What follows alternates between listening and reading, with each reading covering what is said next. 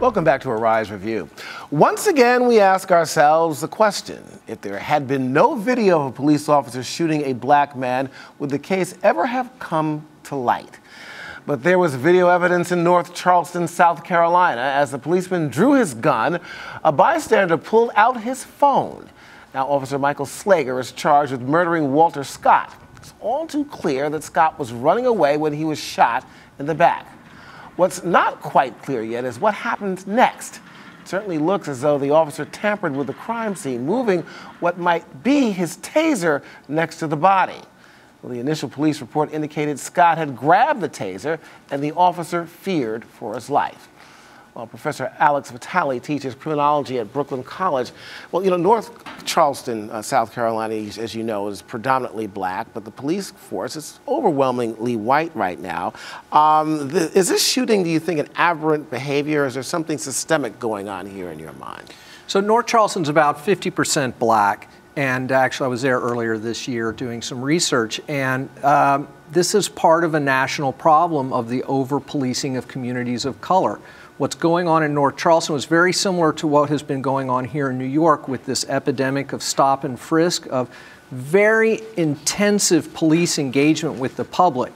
Well, I got to talk about that. Stop and frisk was a big thing in New York. It basically has been removed. And according to all the police reports I'm hearing now, coming from the de Blasio government here, crime is still down. That's right. In North Charleston, though, they were saying that crime started to increase around the year 2000. But this policing tactic they've been using there is saying that crime has reduced drastically. But the downside is it's caused a lot of people in that community to say the police have been abusing their power. That's right. I mean, the North Charleston police and some of the media have said, well, this is the reason there's been some drop in crime. But there's no real strong evidence to support that. And also, at the same time they were doing that, they had a whole series of targeted youth interventions that didn't rely exclusively on the police. And it's just as possible that that had something to do with the crime decline.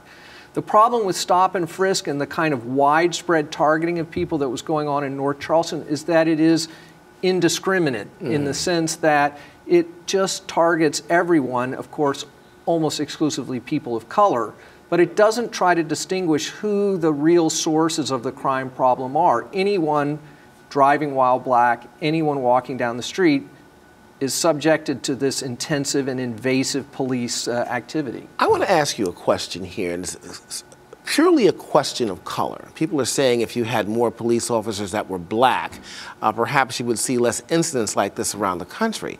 But we find even in this particular case here, one of the officers that may be charged on the scene was black. We also find, too, an abuse of power with anybody, regardless of color, that might have a badge or a gun. So the question is, how important is color as opposed to community policing, police living within the communities that they serve, Professor?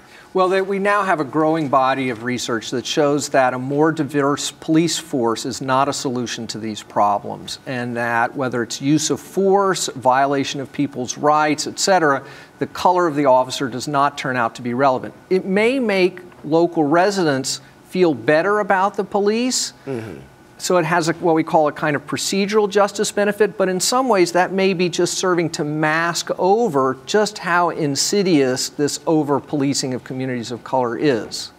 Michael Slager, former police officer Michael Slager, is in jail now. I guess the question is murder the right charge to go for here in this case? Well, we don't know yet some of the details, and we haven't heard his side of the story about what happened in that brief gap. There are different levels of murder charges. Clearly, this doesn't appear to be premeditated. It could be that we'll see something like manslaughter charges in the end, but criminal charges, certainly there's probable cause to make an arrest, and that seems appropriate here. Lastly, clearly it seems by many that they would agree on this, that the body cameras might make a difference down the road. Interestingly, Ray Kelly this morning on ABC said that he's changed his view about body cameras and is now embracing the idea. But that's not going to be a panacea, because so much of the over-policing of communities of color that's going on, that's driving mass incarceration, the drug war, et cetera, is being done legally, is being done procedurally accurately, is being done according to training. And police cameras are not going to do anything to stop that. Of course, Ray Kelly being the former New York City Police Commissioner, and Alex Vitale, thank you so much for joining us. My pleasure. All righty.